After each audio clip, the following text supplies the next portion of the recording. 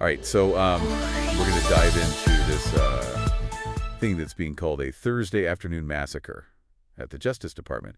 But before you go picturing like actual violence or anything, it wasn't like that. It was actually a bunch of resignations that really showed up the DOJ. And all of this stemmed from them dropping that corruption case against New York City Mayor Eric Adams. Oh, wow. Yeah, it's a big one. And we've got some excerpts from a news article that kind of lays out the whole story for us. And we're going to try to unpack all the events and who the key players were and, just all the potential implications of this. And, like, the big things that we're going to try to figure out is, like, does this point to weaponization of justice? Yeah. Yeah. It's a big question. So was this like a brave stand against political pressure? Or is there something else going on kind of under the surface? Yeah. So to set the stage, Mayor Adams, he got indicted on some pretty serious corruption charges, bribery, wire fraud, like all the big ones, you name it. And right from the beginning, he's claiming it's all politically motivated, just trying to take him down. And then, boom, the DOJ drops the entire case. So, like, the DOJ, they can drop cases, right? I mean, that's totally within their authority. But usually there's a good legal reason for it. Maybe they don't have enough evidence, or there was some procedural error, something concrete. But dropping a case for political reasons, that's what's making everyone raise their eyebrows, That's what's sending these shockwaves through the legal world. Yeah, totally. And those shockwaves, I mean, they led to those resignations that we were talking about, like Danielle Sassoon. She was the acting U.S. attorney for the Southern District of New York. She resigned rather than dismiss this case. But she didn't just, like, walk away quietly. No, she wrote this really scathing letter. And in it, she accused the DOJ of, you guessed it, political interference. Oh, wow. Yeah. So what did this letter say? Like, what did she actually allege? Oh, it's pretty intense. Yeah. She's alleging that she was pressured to dismiss the case, even though she thought they had a really strong case. Like, she thought they had enough to go to trial. And she felt like the DOJ was more worried about, like, whether Adams would help with their immigration policy than actually, upholding the law. Wow. Yeah. That's a serious accusation. It is. And then get this. The DOJ, their response to all of this is basically that she's the problem, that she was the one pursuing a politically motivated prosecution. Hold on. So they're basically saying, the DOJ is saying that they're trying to come across as not political, but at the same time, they're being accused of doing exactly what they're trying to avoid. And they're saying that they dropped the charges because Adams would be useful to their policies. Pretty much, yeah. Wow. It's a bold move. It really is. I'll give them that. But, like, some legal experts are even comparing this to Nixon's Saturday Night Massacre. Oh, wow. Yeah, they're saying that this isn't just like your everyday political maneuvering. So why are people so worried? Like, what's the big deal here? Well, I mean, if powerful people can just, like, escape charges because they're politically useful, then what does that say about, equal justice for everyone? It kind of undermines the whole idea, Yeah. It makes it seem like the law isn't really a set of rules, but more like a tool that people in power can just use however they want Right. to get what they want. That's a scary thought. It is. So let's go back to that quid pro quo thing for a second. Sassoon, she's claiming that Adams' team basically hinted that he'd be willing to help with the Trump administration's immigration policies if they just, made those charges go away. So, like, they'd scratch his back if he scratched theirs. Exactly. I mean, we have to be careful here, right? Like, right now, all we have is Sassoon's side of the story. We need to, like, wait for more information before we jump to conclusions. Right. But if what she's saying is true, it raises some really serious ethical and legal questions. Like, why was this case really dropped? Yeah, it makes you wonder. And Trump, he's denying knowing anything about this decision to drop the case. Okay, so let's say that's true. Even if Trump wasn't directly involved, it still looks really bad, right? Like, this whole thing just feeds into that narrative that justice is being weaponized, that it's being used to, like, bargain for political favors. And that perception, whether it's true or not, it's really hard to shake once it takes hold. Absolutely. So where do we go from here? Like, what could happen because of all this? Well, this could easily blow up into a huge scandal. Like, judges, Congress, the media, everyone's going to be digging into this. Because this isn't just about one mayor, This is about the whole justice system and whether it can be trusted to be fair and impartial. So just to recap, we have an acting U.S. attorney who's quitting her job because she says there was blatant political interference in a major corruption case.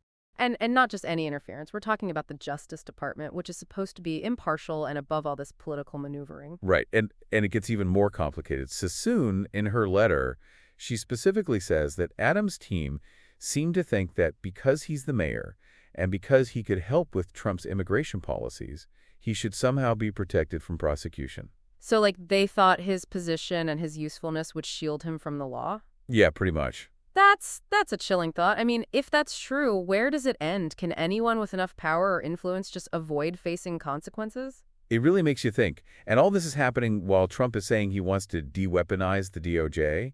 He's saying he wants to get rid of the idea that it's being used for political purposes. Yeah, but this whole situation seems to be doing the opposite. It's actually making it look like justice is being manipulated for political gain, whether it's about immigration or something else entirely. Totally. And then to add another layer to this, you have Emile Beauvais. He's the one who's accusing Sassoon of this politically motivated prosecution. But the thing is, he used to be on Trump's personal legal team. Wait, hold on. So the guy accusing her of being political is someone who used to work directly for Trump. Exactly.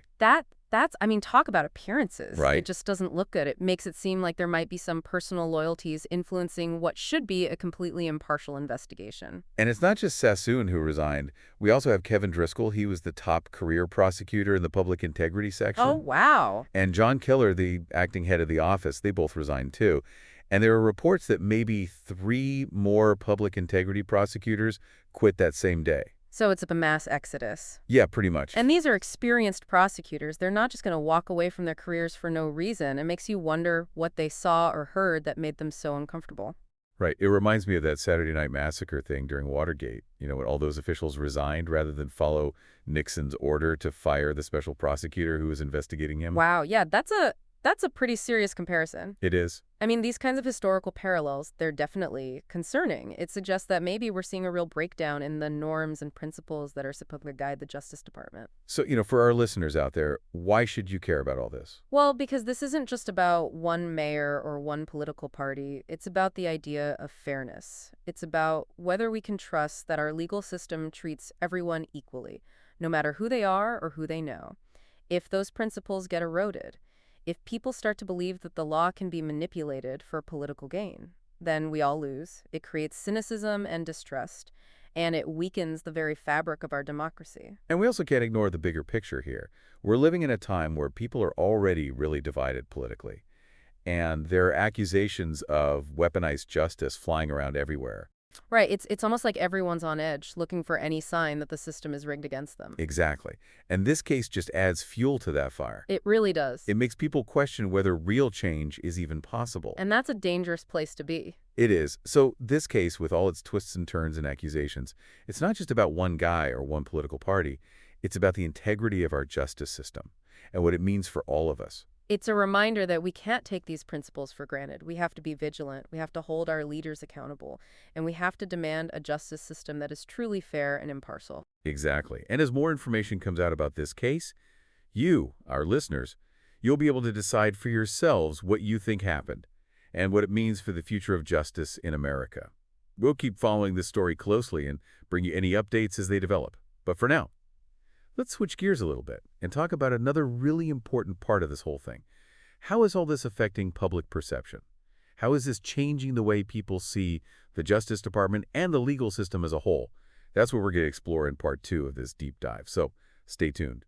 You know, this whole thing with Adams, it really throws a wrench into public trust, Like, people need to believe that the justice system is fair, that it's impartial, and it raises so many questions. Yeah, for sure. Like, how can everyday people trust that the law applies to everyone equally when it seems like, political maneuvering might be influencing things, especially at the highest levels? Right. It makes you wonder if there's even a level playing field anymore, or if it's all about who you know and how politically useful you can be.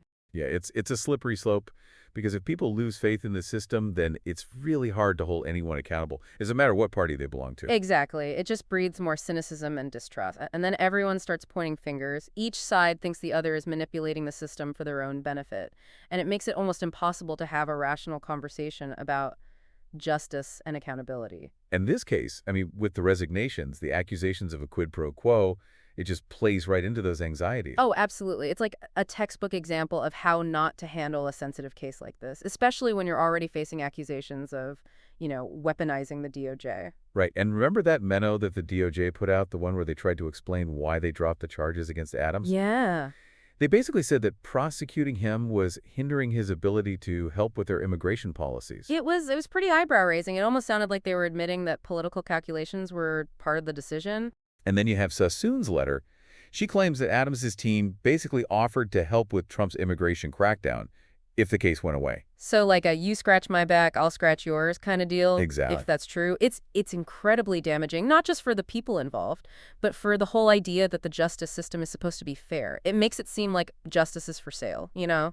Like it's all about who you know and what you can offer. And what about Emil Bofat? He's the one who's accusing Sassoon of this politically motivated prosecution, but he used to be a part of Trump's personal legal team. Wait, so the guy who's accusing her of being political used to work for Trump directly? Yeah, I mean, talk about bad optics. right.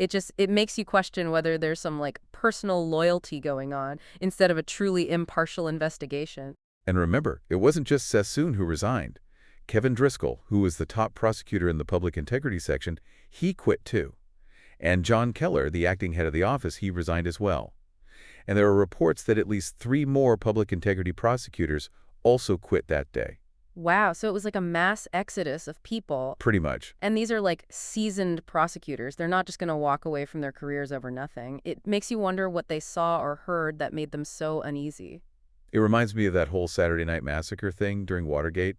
You know, when all those officials resigned because they didn't want to fire the special prosecutor who was investigating Nixon. Yeah, that's a pretty unsettling comparison. It is. It really makes you question whether the Justice Department is operating the way it's supposed to. So, to our listeners out there, why should you care about all of this? Because this goes beyond one mayor or one political party. It's about something much bigger. It's about the idea of fairness and whether the justice system treats everyone equally, regardless of who they are or their connections. If we let those principles erode, if we start believing that the law can be manipulated for political gain, then we're all in trouble. It breeds cynicism and distrust and weakens the very foundations of our democracy. And we can't ignore the current political climate. We're living in a time of extreme division, where people are already on edge, and they're looking for any sign that the system is rigged. Right, and this case just adds fuel to that fire. It does. It makes people wonder if real change is even possible. And that's a dangerous and disheartening place to be. Absolutely. So this whole situation with Adams, with all the twists and turns, with the resignations, the accusations, it's not just about one guy or one political party. It's about the integrity of our entire justice system and what it means for the future of our country. It's a reminder that we can't just sit back and assume that everything will work out. We have to be engaged, we have to hold our leaders accountable, and we have to fight for a justice system that is fair and impartial for everyone. Exactly. So as we get more information about this case, you, our listeners, you're going to have to decide what you think happened and what it means for the future of justice in America. We'll keep following the story and keep you updated. But now let's shift gears a little bit. We've talked about what happened, the political fallout, and how people see it. But what does this whole thing tell us about how much influence politicians can have over the justice system? And what could this mean for the future of our democracy?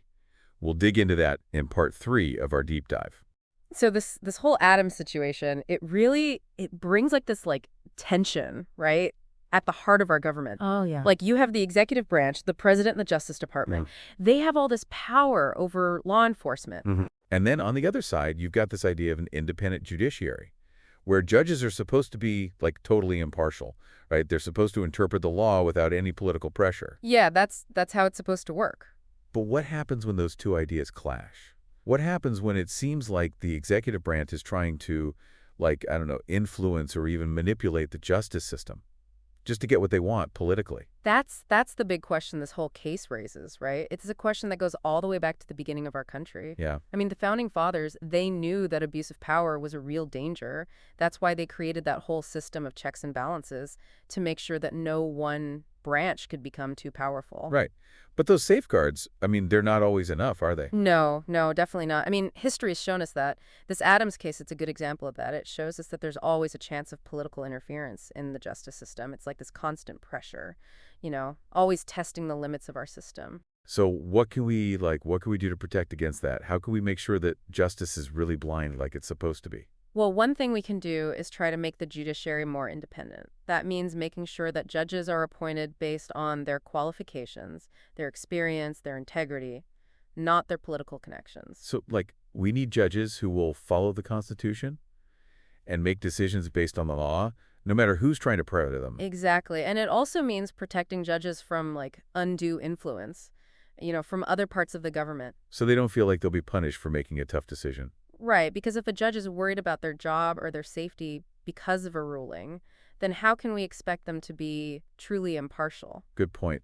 And what about transparency, like making sure that everyone can see how decisions are being made within the Justice Department? Oh, that's huge. The public has a right to know how and why prosecutors decide to pursue or drop a case. Is it because of the evidence or because of some other reason? If things are kept secret, that just breeds suspicion and distrust. Yeah, totally. And when someone accuses the Justice Department of, like, misconduct or political interference, those accusations need to be investigated. Oh, absolutely. And those investigations need to be thorough and impartial. And if someone's found to have done something wrong, they need to be held accountable. It doesn't matter who they are or what position they hold. No one is above the law. But it's not enough to just react after something bad happens, right? We need to try to prevent these things from happening in the first place. Right. And that's the tricky part. How do you create a culture within the Justice Department where everyone values independence and integrity above everything else?